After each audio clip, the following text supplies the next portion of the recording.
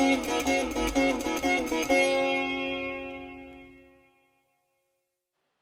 एक महिला बैठी हुई है राहुल गांधी के बगल में। जब वो अमेरिका गए थे तो उनके बगल में इनकी एक पिक्चर रिलीज हुई थी। पता है ये कौन है? सुनीता विश्वनाथ। ये बड़ी महत्वपूर्ण महिला है, लेकिन यहां पे बैठे हुए बहुत कम लोगों ने इसका नाम सुना है। भारत के विरोध में, भारत के बाहर जितने नैरेटिव चल रहे हैं उसमें इसकी बड़ी भूमिका है, लेकिन हमको पता ही नहीं है कौन। ये यदि पिक्चर दिखेंगे तो ये एक इकोसिस्टम है, भारत विरोधी जो सारा इकोसिस्टम आज अमेरिका से चलता है, उसमें केंद्र की भूमिका में सुनीता विश्वनाथ है। चाहे वो खलिस्तानी हो, चाहे वो इंडियन अमेरिकन मुस्लिम काउंसिल हो, चाहे वो जॉर्ज सोरोस हो, उसकी ओपन सोसाइटी हो, और खुद ये काम किस फोरम से करती है?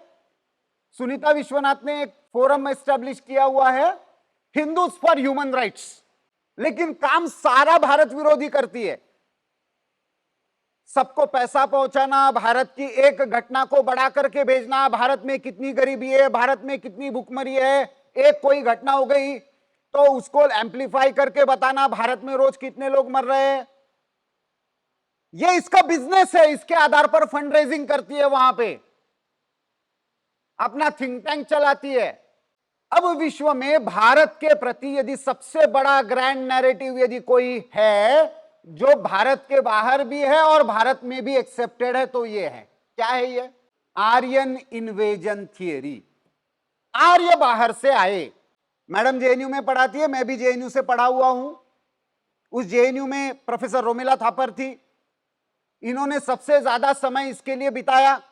हर कोई ये मानकर चल रहा है आर्य बाहर से आए। इसको रिफ्यूट करने वाले सबसे पहले थिंकर थे डॉक्टर बाबा साहब आंबेडकर, जिन्होंने एंथ्रोपोलॉजी के आधार पर यह बताया कि भारत के रहने वाले सारे लोगों का एंथ्रोपोलॉजिकल ओरिजिन एक ही है। और उसके बाद बहुत सारी थ्योरीज आई जिन्होंने इस मिथ को नकार दिया, लेकिन फिर भी हमारे जहन में बैठा हुआ है आर्य कोई बाहर से आए।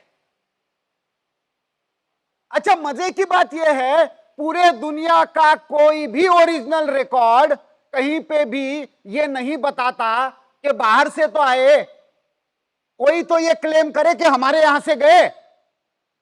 ना ईरान कहता है, ना यूरोप कहता है, ना अफ्रीका कहता है। जब बाहर से कोई क्लेम नहीं कर रहा है तो आए कहां से? लेकिन एक रेशियल थ्योरी गढ़ी गई और उसके पीछे एक बड़ा षड्यंत्र था जो आज की भारत की सारी समस्या के मूल में है। North versus south, Delhi versus north east, Jammu Kashmir की प्रथमात्मकता, खालिस्तान का आंदोलन, सारी समस्याओं को, भारत की जाति की समस्या, भारत के मूल निवासी के नाम पर, आदिवासी के नाम पर चलने वाले आंदोलन, सारी चीजें आप देख लीजिए तो उसके मूल में एक ग्रैंड नैरेटिव ब्रिटिशों ने खड़ा किया 1828 के बाद, जिसको आर्यन इन्वेजन थियरी कहा जाता है। क्योंकि वो सब लोग यूरोप से जो निकले थे वो किसी ना किसी को इन्वेड करने के लिए गए थे और उन्होंने वहां की सभ्यता को नष्ट किया था, तो अपने चश्मे से उन्होंने भारत का भी वर्णन किया कि भारत में भी ऐसा ही हुआ होगा। तो बेसिकली कोई भी नैरेटिव बिल्ड करना है तो उसकी 4 स्टेजेस होती है।